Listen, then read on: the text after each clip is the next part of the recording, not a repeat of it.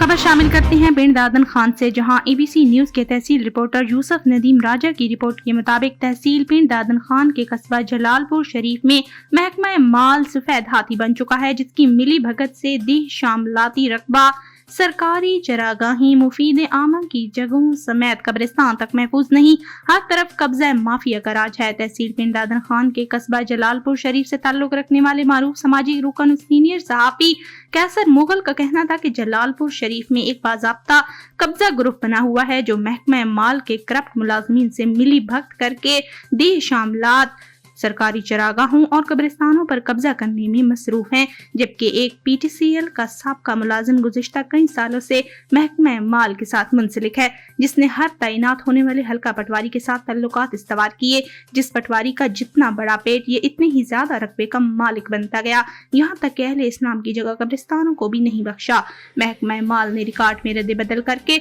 जलालपुर शरीफ के मशरकी कब्रिस्तान, जिसका कुल रकबा 84 कनाल 17 मरले है, सारा ही गायब कर दिया।